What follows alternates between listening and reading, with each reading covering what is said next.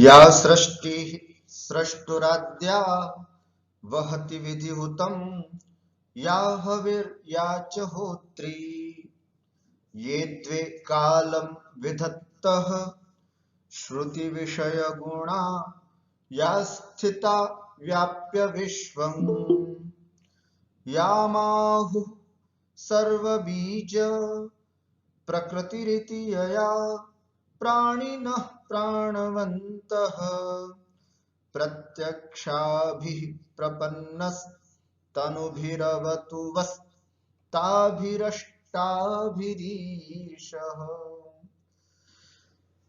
अभिज्ञान शाकुन्तलस्य अस्यां कक्षायां भवतां सर्वेषां हार्दम् अभिनन्दनं स्वागतं। सर्वेभ्यो नमो नमः। अद्य 27 पाठः वयं अत्र पश्यामः। गौतम्याः प्रवेशः शकुन्तलायाः लतामण्डपात् निर्गमनं च इति। गौतमी का प्रवेश और शकुन्तला का लता मंडप से बाहर जाना इत्येतस्य वर्णनमत्र वर्तते। पश्यामः अस्मिन् पाठे। शकुन्तला मुञ्च तावन् मां भूयोऽपि सखी जनम अनुमानयिष्ये। शकुन्तला कहती है मुञ्च तावन् मां, तावत् माम इति तावन् माम, अरे मुझे छोड़ दीजिए।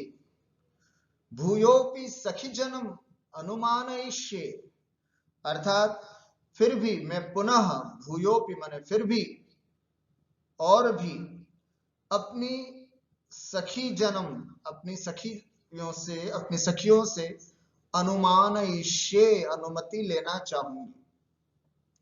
राजा ने पिछले पाठ में देखा था, हमने तर्क दिया था कि इस तरह से एक प्रौढ़ किशोर अवस्था को प्राप्त युवा और युवती दोनों आपस में मित्रता कर सकते हैं, इसमें कोई तरह की दिक्कत की बात नहीं है। और यहाँ तक कि वे विवाह भी कर सकते हैं।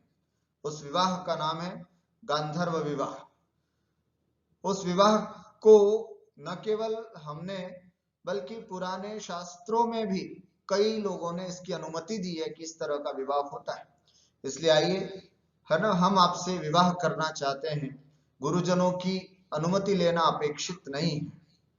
लेकिन शकुन्तला फिर भी संकोच करती हुई कह रही है, न सही गुरुजनों की, लेकिन मैं अपनी सखियों से तो पूछना चाहूंगी, अपनी सखियों से तो अनुमति लेना चाहूंगी। इति मुंच तावत माम, छोड़ दीजिए मुझे, है ना, मैं फिर भी अपनी सखी जनों से पूछना चाहूंगी, उनसे अनुमति लेना चाहूंगी। राजा भवतु मोक्षामि, ठीक है मैं आपको छोड़ दूंगा, लेकिन कब छोड़ूंगा उसके लिए यहाँ पर बता रहे हैं एक पद्य के माध्यम से। राजा कह रहे हैं मैं छोड़ दूंगा, लेकिन कब छोड़ूंगा उसके लिए यहाँ पद्य के माध्यम से शकुन्तला पूछती है, कदा, कब छोड़ोगे भाई, छोड़ो ना, मेरा हाथ पकड़ रखा आपने, हाथ छोड़ो। शकुन्तला पूछती है कदा मोक्षति, अर्थात कब छोड़ोगे। तब राजा यहाँ पर इस पद्य के माध्यम से अपनी बात को कहते हैं, अपरीक्षत कोमलस्य यावत् कुसुमस्येव नवस्य षट्पदेन अधरस्य पिपासता मया ते सदयं सुंदरी गृह्यते रसोस्य। पुनः एक बार, अपरीक्षत कोमलस्य यावत् कुसुमस्येव नवस्य षट्पदेन अधरस्य पिपासता मया ते सदयं सुंदरी गृह्यते रसोस्य इति। अत्र मालभारणी नामक छन्दः अस्ति। विषमे ससजा गुरुसमे सभरा ये न तु मालभारणीयम् इति अत्र लक्षणमस्ति। भवतु एवं अत्र पद्यस्य उच्चारणं वयं सस्वरं कृतवन्तः। अधुना अस्य अन्वय पूर्वकम व्याख्याम पश्यामः। अन्वयम, हे सुंदरी। सुंदरी ने क्या पूछा था, शकुंतला ने क्या पूछा था कि आप मुझे कब छोड़ोगे, है ना, मुझे आपने पकड़ लिया, मुझे छोड़ दीजिए। तब राजा यहां पर कहते हैं, संबोधन यहां से कर रहे हैं, हे सुंदरी।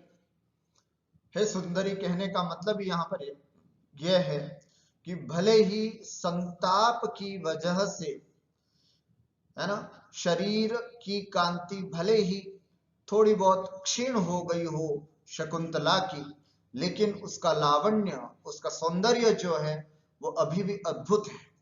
इस बात को बताने के लिए राजा अपनी प्रियतमा शकुंतला को संबोधित करते हुए कह रहे हैं, हे सुंदरी इति।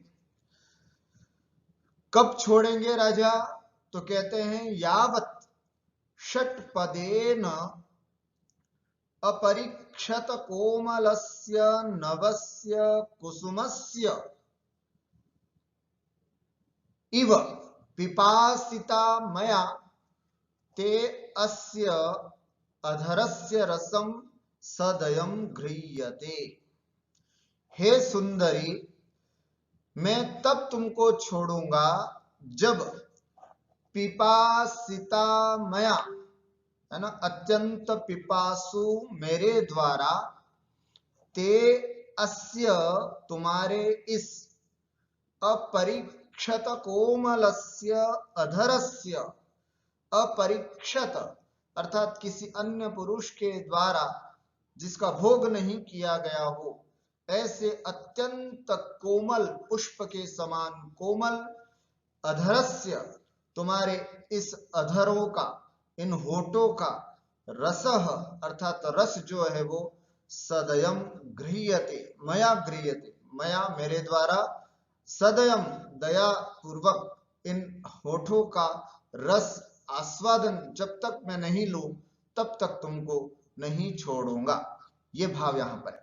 हे सुंदरी, पिपासिता मया, है ना, अर्थात तुम्हारे अधरों के रस को पीने की इच्छा वाला मैं, ते अस्य अपरीक्षित कोमलस्य अधरस्य, तुम्हारे इस अपरीक्षत, किसी के द्वारा क्षत विक्षत नहीं किए गए, ऐसे अत्यंत कोमल अधरस्य, अधर का रसह, रसपान जो है वो, सदयम, रसह सदयम गृह्यते, इस रस को बिल्कुल दयापूर्वक, है ना, बड़े प्यार से, जब तक तुम्हारे इन होठों को मैं न चूम लूं तब तक तुम्हें नहीं जाने मिलेगा। ये भाव है। यहाँ पर इसमें भी यहाँ पर महाकवि कालिदास उपमा देते हुए कह रहे हैं कि जिस तरह से एक षटपद होता है, षटपद का अर्थ होता है भ्रमर, यथा कश्चित भ्रमरः भवति स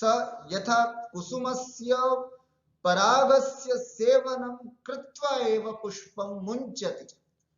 जैसे कोई भ्रमर किसी फूल का पराग, है ना, चूस लेता है, उसके पराग को ग्रहित करता है, उसके बाद ही कोई भी भ्रमर जो है वो पुष्प को छोड़ता है।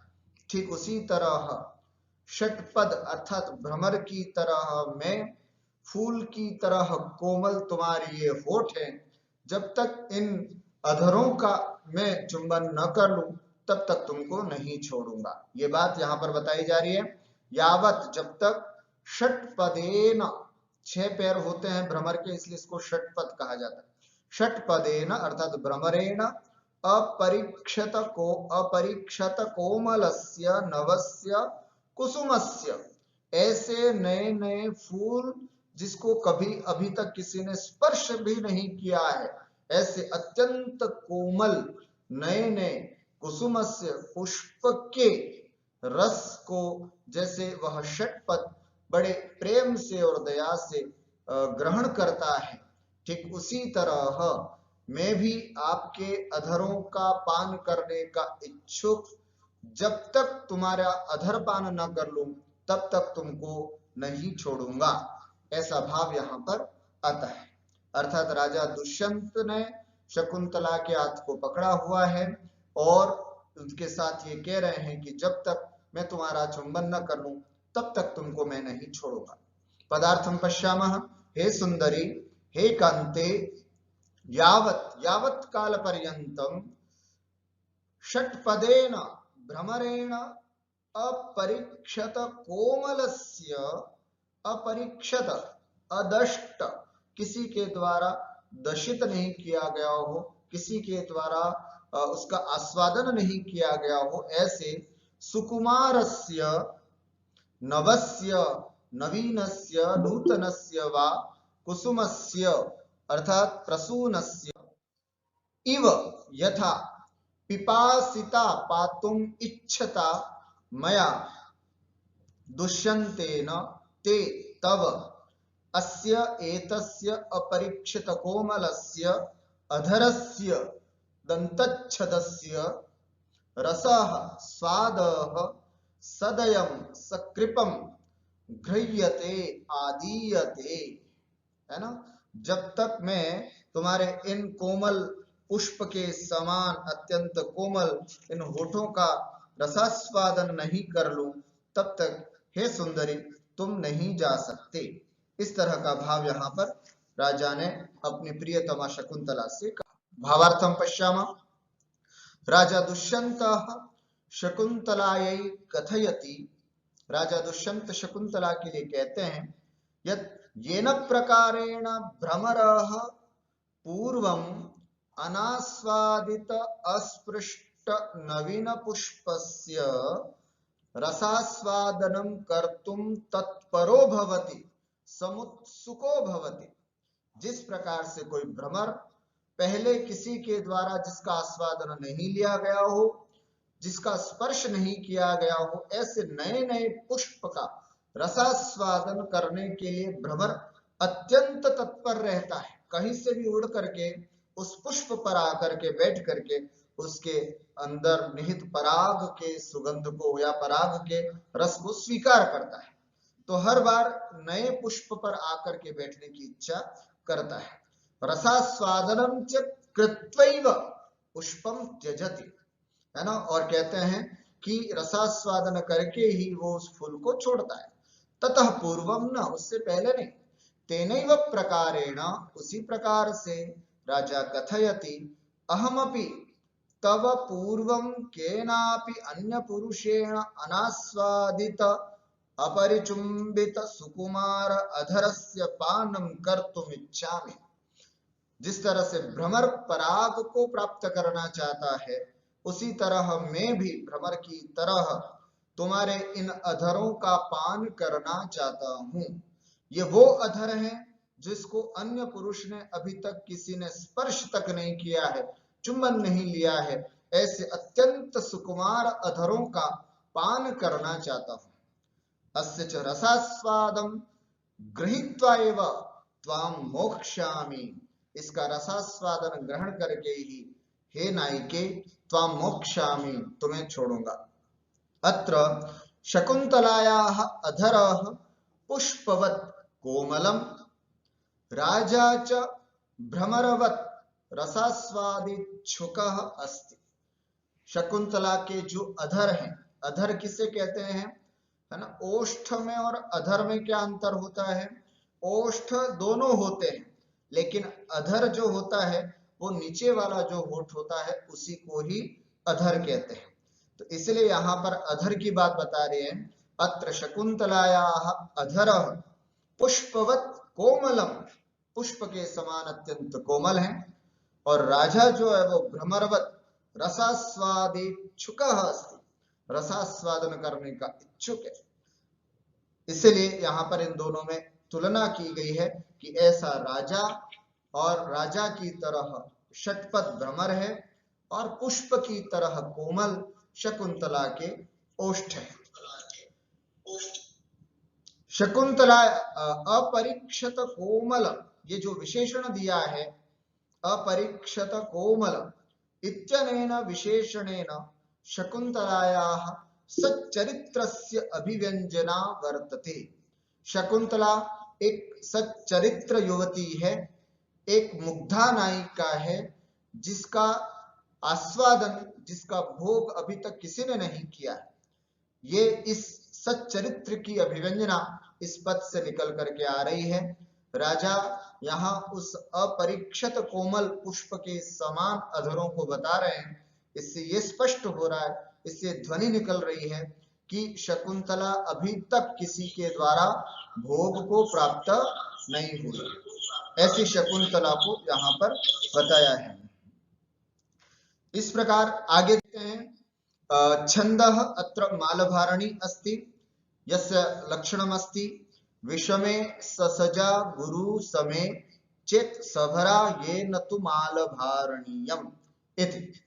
है ना, अत्र अर्धवृत्तम अस्ति प्रथम द्वितीय चरणयोः प्रथम तृतीय चरणयोः तत्र एकादश वर्णाः सन्ति, पुनः द्वितीय चतुर्थयोः चरणयोः द्वादश वर्णाः सन्ति।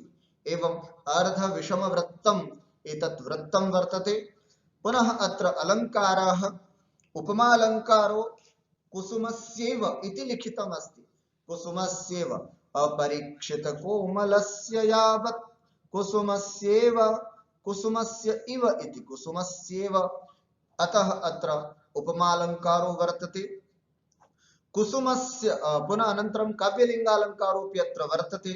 यत्र सहेतुक कथनं यत्र क्रियते तत्र काव्यलिङ्ग अलङ्कारो भवति। अत्रापि सहेतुक कथनं कृतम् अस्ति, अर्थात् किमर्थम् अहं रसास्वादनं कर्तुम् इच्छामि, यतोहि अपरीक्षित कोमलः तव सदृशः तव अधरः अस्ति इत्यस्मात् अहम् एतस्य रसास्वादनं कर्तुम् इच्छामि इति अत्र सहेतुक वर्णनं वर्तते। अतः काव्यलिङ्गालङ्कारो वर्तते। परिकरालङ्कारो अपि अत्र वर्तते, यतोहि साभिप्राय विशेषणम् अत्र वर्तते। किम् अपरीक्षित कोमलस्य कुसुमस्य, अत्र अपरीक्षित कोमल अर्थात जिसका आस्वादन अभी तक किसी के द्वारा नहीं किया गया है ना, इसलिए ये विशेषण जो है वो उसके सच्चरित्र को द्योतित करता है। अतः अत्र परिकरालङ्कारो वर्तते। अनुप्रासालङ्कारोऽपि अत्र वर्तते।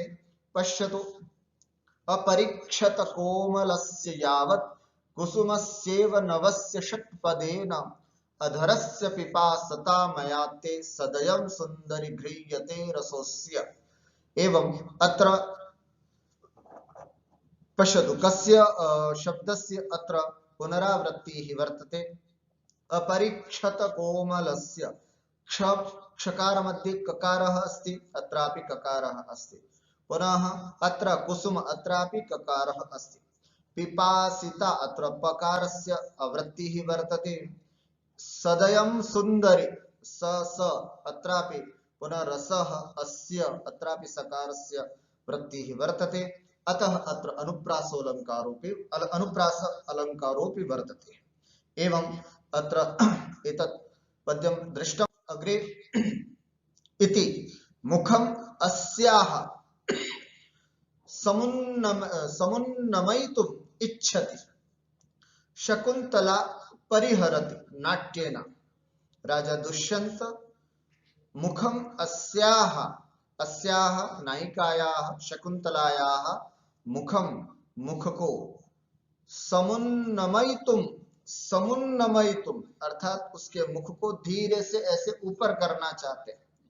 शकुंतला परिहरति नाट्येन, लेकिन शकुंतला नाटक करती हुई उसका परिहार करती है।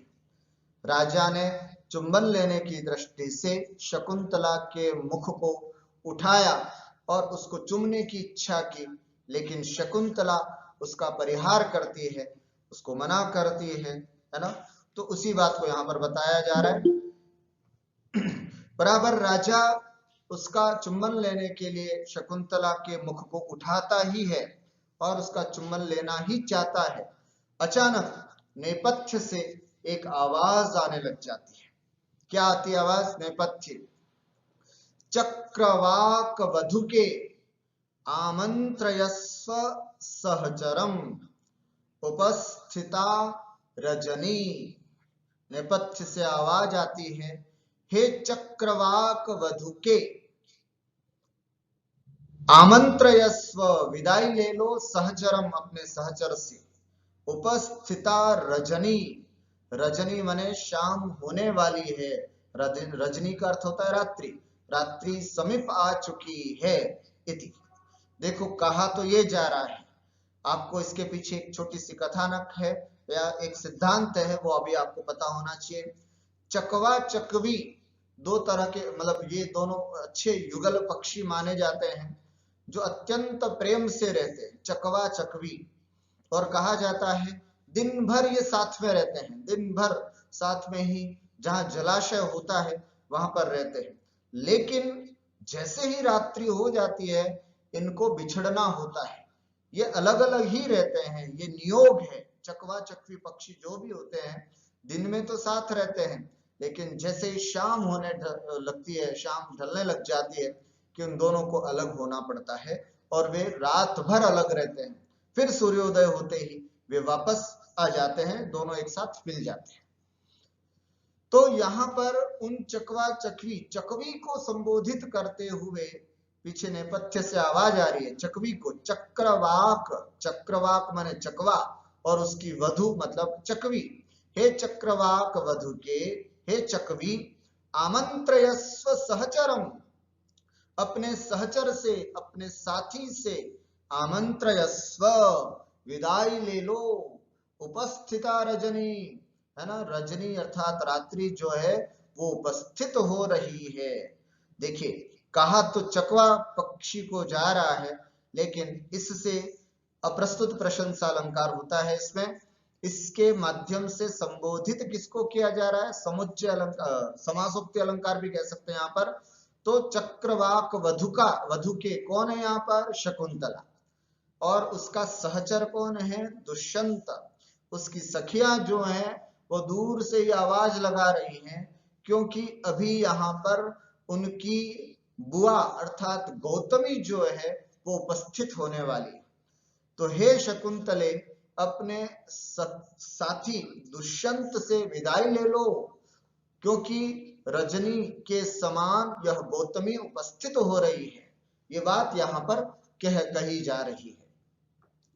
शकुंतला ससंभ्रमम, एकदम घबराहट के साथ, राजा उसको मना ही रहा है, राजा चुम्बन लेने के लिए उसके मुख को धीरे से उठाता ही है, इतने में पीछे से आवाज आ जाती है, तो घबरा करके शकुंतला, पौरव पौरव असंशयम मम शरीर वृत्तांतोपलम्भाय आर्या गौतमी इत एव आगच्छति तद विटपांतरितो भव।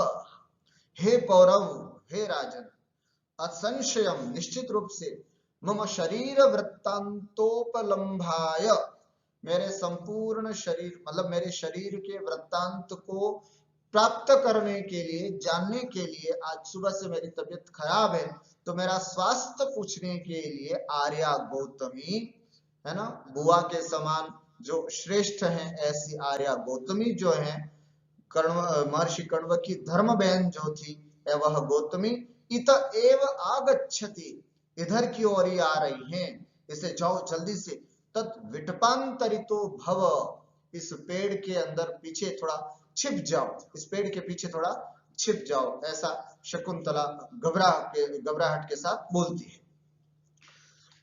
राजा तथा इत्यात्मानम आवृत्य तिष्ठति, वैसा ही करते हैं और ऐसा कह करके अपने आप को आवृत्य छुपा करके तिष्ठति, वहीं बैठे रहते हैं।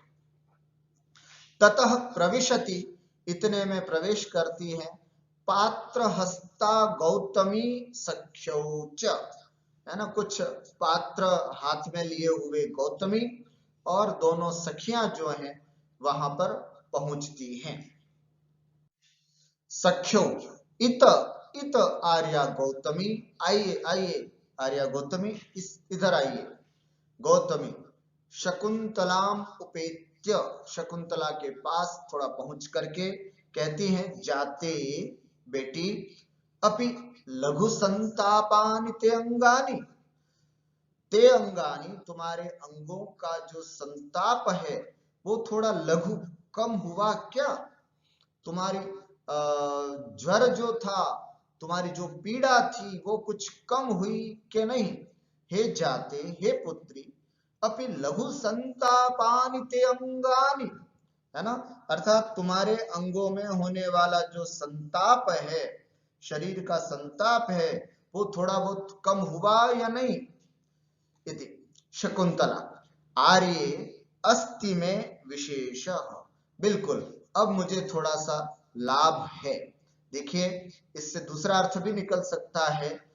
गौतमी ने पूछा कि तुम्हारे शरीर में जो संताप था, काय का संताप था? काम का संताप था, और काम की उस संताप को दूर हुआ या नहीं? आर्य अस्ति में विशेष, बिल्कुल थोड़ा बहुत तो लाभ हुआ। उन्होंने मुझे स्पर्श किया, उन्होंने मेरे मुख को चुंबन के लिए उठाया, तो ये कहीं ना कहीं थोड़ा बहुत तो लाभ हुआ। अभी मुझे पूर्ण संतुष्टि नहीं हुई, लेकिन थोड़ी बहुत मुझे भी संतुष्टि हुई।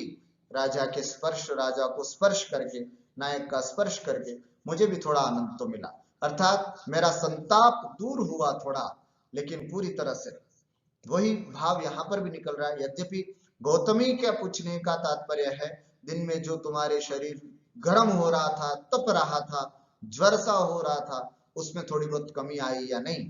तो शकुंतला कहती आर्य अस्ति में विशेष, जी हाँ, थोड़ा बहुत पहले से बेटर है, मेरा स्वास्थ्य थोड़ा ठीक है। गौतमी अनेन दर्भोदकेन निराबाधमेव ते शरीरम भविष्यति, कुछ लेकर के आई हुई थी गौतमी, और वो क्या था? दाब का पानी लेकर के आई थी। दर्भोदक, उदक माने जल, दर्भोदकेन अर्थात दाब युक्त जल से, निराबाधमेव ते शरीरम भविष्यति, तुम्हारा शरीर जो है वो निराबाध हो जाएगा, किसी भी तरह की बाधा तुम्हारे शरीर में नहीं रहेगी, तुम्हें किसी भी तरह की पीड़ा नहीं होगी। यह बात यहाँ पर बताई जा रही है। अर्थात इस दाब के पानी को पी लीजिएगा, इसको पीने के बाद तुम्हारे शरीर में और ठंडक होगी। कहा जाता है कुशयुक्त पानी होता है, वो शरीर में ठंडक पहुंचाता है, तो वो ठंडक प्राप्त करने के लिए यहाँ पर कवि कह रहे हैं कि इस तरह का यह जल ग्रहण कर लो, जिससे कि तुम्हें शांति प्राप्त होगी। शिरसी शकुंतलाम अभ्युक्ष, उसके मस्तक पर थोड़ा सिंचित करती है जल को गौतमी, ये लो थोड़ा जल डाल दो चारों तरफ, इससे तुम्हें ठंडक मिल जाएगी। तो ऐसा करती है गौतमी, और फिर कहती है वत्से परिणतो दिवस, अब तो दिन ढलने भी आ गया, यही चल उठजमेव गच्छामा, चलिए तुमको पर्ण कुटीर की ओर ही लेकर के चलते, यहाँ मत बैठो, अब अकेली तुम इस लता मंडप में क्या कर रही हो? आओ बेटा, उठजमेव गच्छामा, उठज की ओर, पर्ण कुटीर की ओर हम चलते हैं। क्यों? परिणतो दिवस, क्योंकि दिन ढल चुका है। इति प्रस्थिताः, इस तरह से कहते हुए वे सब लोग वहां से प्रस्थान कर जाते हैं। गौतमी आती है, शकुंतला का हालचाल पूछती है, थोड़ा सा डाब का पानी उनके सर पर सिंचित करती हैं और कहती हैं अब अकेली तुम यहाँ पर बैठे बैठे क्या कर रही हो? चलो अब हमारे साथ चलो, दिन भी ढलने आ गया है, जाके कुटीर में जाकर के थोड़ा विश्राम करो। इति परिणत, है ना, परिणतो दिवस एहि उठजमेव गच्छाम, आओ उठज में ही चलते हैं। इस तरह से उनको कुटीर की ओर ले जाते हैं। मंच पे सभी लोग प्रस्थान कर जाते हैं। धीरे धीरे करके गौतमी, दोनों सखियां और शकुंतला चारों धीरे धीरे जाने लगते हैं। इतने में जाते जाते शकुंतला क्या कहती है? आत्मगतम, अपने मन ही मन में क्या कहती है शकुंतला? कहती है कि हे हृदय, प्रथममेव सुखोपनते मनोरथे कातर भावम न मुंचसी, सानुशय विघटितस्य कथम ते सांप्रतम संताप। कितनी अच्छी बात कह रहे हैं शकुंतला, अपने मन ही मन कहती है कि पहले ही सुखपूर्वक मिले हुए मनोरथ, है ना, प्रथममेव सुखोपनते मनोरथे, सुखपूर्वक प्राप्त अपने मनोरथ में तो कातर भावम न मुंचसे, तुमने अपने संकोच भाव को तो छोड़ा नहीं, बिल्कुल सुख तुम्हारे पास आया था, राजा बिल्कुल तुम्हारे निकट आए थे, तुम्हारे मुख को, अपने हृदय को संबोधित करते हुए कह रही है शकुंतला, अब तू धड़क रहा है, अब वियोग नहीं सहन कर सकता है। तो कह रहे कि हे हृदय, प्रथममेव सुखोपनति मनोरथे, अर्थात पहले ही सुखपूर्वक मिले हुए मनोरथ को, अर्थात दुष्यंत के निकट आने पर कातर भाव न मुंचसी, वहां तो तुम संकोच भाव को छोड़ा नहीं, और अब सानुशय विघटितस्य कथम ते सांप्रतम संतापः, और अब पश्चाताप सहित युक्त हो जाने पर, है ना, सानुशय विघटितस्य, अब उससे विघटित हो जाने पर, उससे दूर हो जाने पर, सांप्रतम संतापः कथम, अब उसके चले जाने पर या अब हम दूर हो रहे हैं तो अब संताप दुख किस बात का। जब वो थे तो संकोच भाव छोड़ नहीं पा रहे थे कि नहीं नहीं नहीं नहीं ऐसा ऐसा क्या, और अब जाने का अवसर आया है और तुम वापस मेरे हृदय जो है जोर से धड़क रहे हो, तो हे हृदय अब इतने धड़कने की आवश्यकता क्या, जब पहले वो थे तब तुम तैयार नहीं थे, अब वो नहीं है तो तुम वापस उत्साहित हो रहे हो, ऐसा नहीं। लेकिन फिर भी पदांतरे स्थित्वा प्रकाशम, थोड़े कदम आगे बढ़ करके और फिर बोलती है शकुंतला, देखो क्या बोलती है, पीछे मुड़ करके कुछ बोलती है, क्या कहती है, हे लता वलय संतापहारक आमंत्रये त्वाम भूयोपि परिभोगाय, देखो कैसा सुंदर अलंकारों का प्रयोग किया है। हे लता वलय, लता वलय को संबोधित करते हुए, संतापहारक, मेरे संताप को हरण करने वाले लता वलय, लता मंडप, आमंत्रये त्वाम, तुमको फिर से आमंत्रित करता हूं, परिभोगाय, भोग के लिए, अर्थात फिर से मिलने के लिए तुमको आमंत्रित करती हूं, तुम फिर से आना, ऐसा लता मंडप की ओर देख करके शकुंतला कहती है। गौतमी तो इस बात को नहीं समझ पाई, लेकिन सखिया ने समझ लिया कि शकुंतला किसको संबोधित करती हुई कह रही। लता वलय अर्थात जहां जिस पेड़ के चारों तरफ वलय रहती है, या लता मंडप कह लीजिएगा, ऐसे संताप को दूर करने वाले आपको मैं फिर से, है ना, भोग के लिए, मिलने के लिए, फिर से संबंध स्थापित करने के लिए तुमको फिर से बुलाती हूं, ध्यान रखना फिर से मिलना मुझे, ऐसा कह करके शकुंतला आगे गौतमी के साथ चली जाती। इति दुखेन निष्क्रांता शकुंतला सहेतरा भी, इस तरह से बड़े दुख के साथ शकुंतला अपने और सखियों के साथ या फिर गौतमी के साथ मंच से वहां पर निष्क्रांता निकल करके बाहर आ निकल जाती। राजा पूर्व स्थानम उपेत्य, उस पहले वाले स्थान पर जहां पर वे दोनों मिल रहे थे, उस स्थान को प्राप्त करके सन्निश्वासम, और तेज ऊंची श्वास, इस तरह से सन्निश्वासम, है ना, बहुत गहरी निश्वास लेते हुए, अहो विघ्नवत्य प्रार्थितार्थ सिद्धय, ये सूक्ति है ना, क्या अर्थ है इसका, कि अभिष्ट वस्तुओं की प्राप्ति जो है वो विघ्नों से युक्त होती है। कोई भी अभिष्ट वस्तु की प्राप्ति करना चाहते हो तो उसके साथ विघ्न तो लगे ही रहते हैं, बहुत सारे विघ्न होते हैं। मैंने भी शकुंतला को प्राप्त करने का यह जो साहस किया था वो भी विघ्नों से युक्त हुआ, जैसे तैसे तो शकुंतला के साथ मिलन हुआ और इतने में गौतमी ने आकर के शकुंतला को ले गए। विघ्नवत्य प्रार्थितार्थ सिद्धय, है ना, अर्थ सिद्धि जितनी भी है जिसकी हमने याचना की थी वे सभी विघ्नों से युक्त हुआ करती हैं। कैसे, मया ही, मैंने जैसे यहाँ पर अभी मुहुरंगुलि संवृताधरोष्ठम प्रतिषेधाक्षर विक्लवाभिरामं मुखमंस विवर्ति पक्ष्मलाक्ष्याः कथमप्युन्नमितं न चुंबितं तो, पुनः एक बार, मुहुरंगुलि संवृताधरोष्ठम प्रतिषेधाक्षर विक्लवाभिरामं मुखमंस विवर्ति पक्ष्मलाक्ष्याः कथमप्युन्नमितं न चुंबितं तो।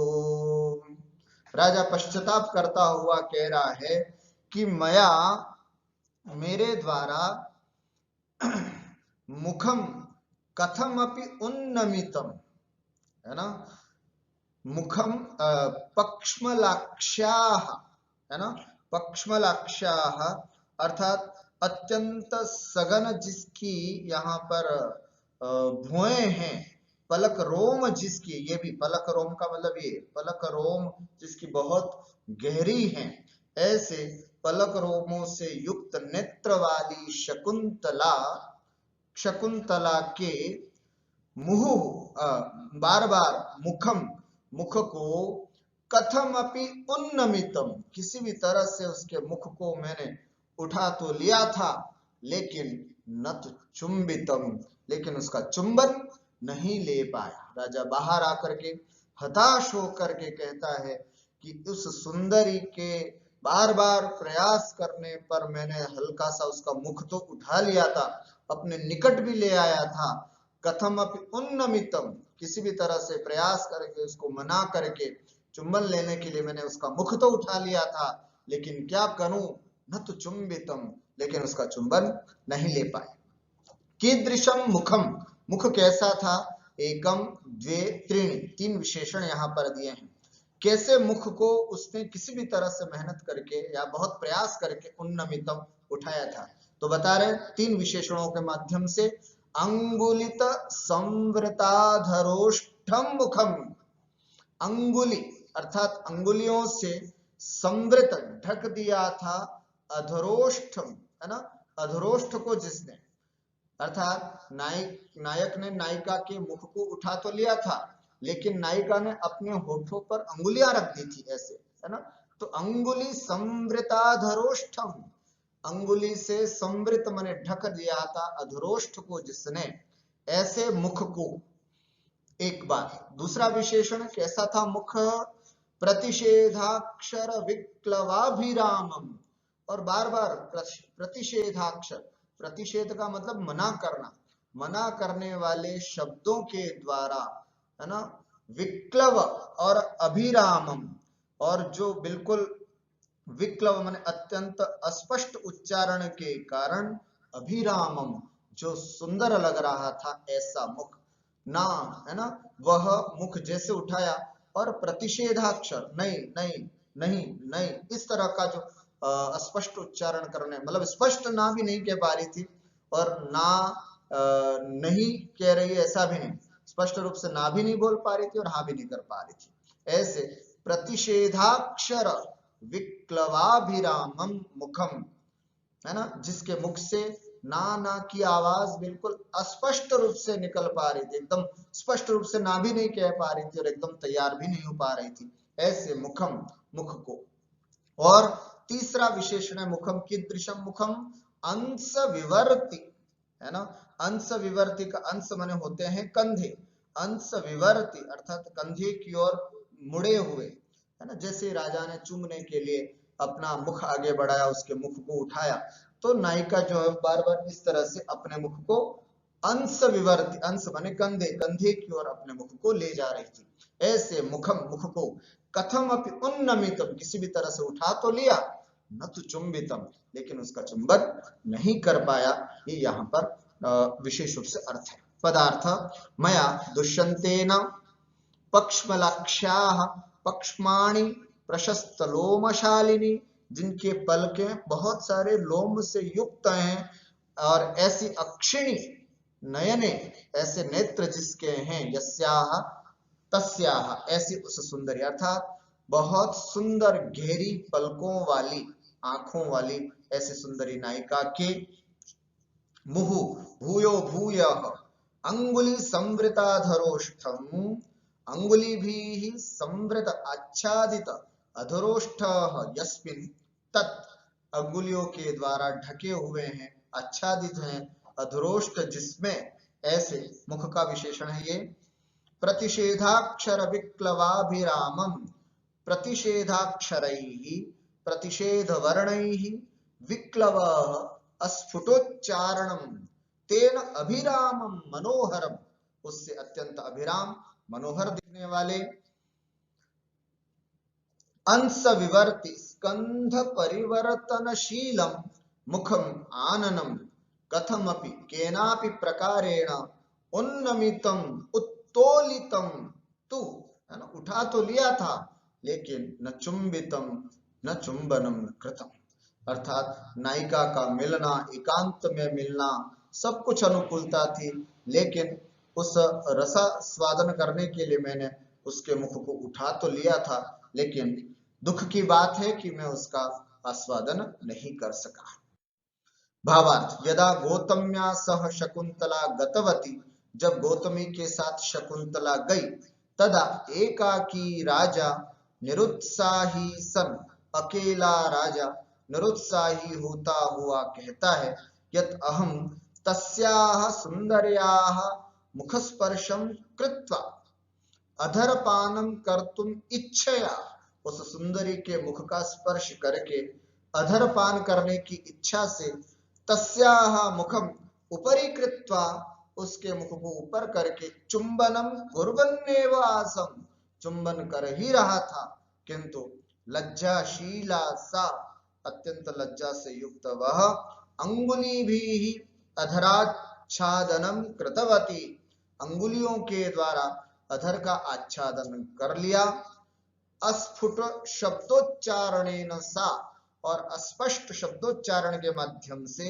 वारम वारम अस्वीकारम निषेधम व कृतवती, बार बार अस्वीकार और निषेध उसने किया, निजाननम च स्कंधम प्रति कृतवती, और अपने आनन मन मुख को स्कंध की ओर, मुख की ओर, कंधों की ओर कर लिया, अस्मात् कारणात् तस्याह आननम उन्नमितमपि, उसके मुख को उन्नमित मैंने उठा तो लिया, किंतु चुंबनम न कृतवानहम, लेकिन उसके जो चुंबन का फल है वो मैं प्राप्त नहीं कर पाया।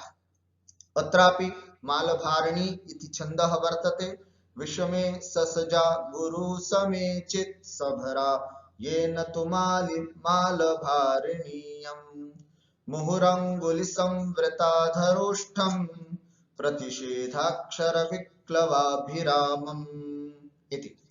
अलंकारः अत्र स्वभावोक्ति अलंकारो वर्तते, कापि लज्जाशीला यदि नायिका भवति तदा सा तथैव करोति यथा अत्र शकुंतला कृतवती, अतः लज्जाशीलायाः नायिकायाः एषः स्वभावः अस्ति, स्वभावस्य कथनात् अत्र स्वभावोक्तिरलंकारो वर्तते।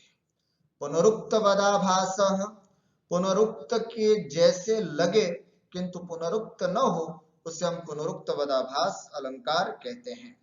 अधरोष्ठ, यहाँ अधर का मतलब भी होठ होता है नीचे वाला, और ओष्ठ का मतलब भी होठ होता है।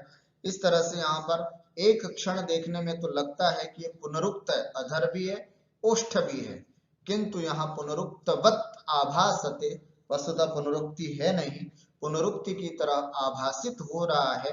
दो ओष्ठ होते हैं, ऊपरी ओष्ठ और अधरोष्ठ, तो नीचे वाले होठ को संबोधित करना है, इसलिए यहाँ पर अधरोष्ठम, देखिएगा यहाँ पर अधरोष्ठ शब्द का प्रयोग उन्होंने किया है। इस तरह से इस दोनों पद्यों के माध्यम से आज हमने ये देखा कि शकुंतला को राजा ने परिचुंबन करने के लिए जैसे मुख उठाया, अचानक में नेपथ्य से आवाज आती है कि हे चक्रवाक वधु के, अपने सहचर से विदाई ले लो, क्योंकि रजनी उपस्थित हो गई है। वस्तुतः तो वहां पर गौतमी उपस्थित हो गई थी, उनसे अपने प्रियतम से दुष्यंत से विदाई ले लो, ये दूर से प्रियंवदा और अनुसुईया ने जोर से आवाज लगा करके नेपथ्य से बता दिया था। उसके बाद वे जैसे दोनों पहुंचती हैं तो राजा को पेड़ के पीछे छिपा दिया जाता है, और उसके बाद राजा जब शकुंतला चली जाती है, राजा बाहर आते हैं। उसके बाहर आने के बाद उनको पछतावा होता है कि ओह, कितना अच्छा गोल्डन चांस था अपनी प्रियतमा से मिलने का, लेकिन गौतमी ने आकर के ये हमारा समय भी खराब कर दिया। लेकिन देखते हैं, अभी कल का दिन और है, हमारी कल की क्लास और है, हो सकता है कुछ न कुछ इसमें और भी कार्य हो, या फिर हो पाएगा कि नहीं हो पाएगा, फिर से मिलन हो पाएगा नहीं हो पाएगा, ये सब बातें हम समझते हैं अगली कक्षा में। तब तक के लिए विराम लेते हैं। आप सबको नमस्कार, नमो नमः सर्वेभ्यः।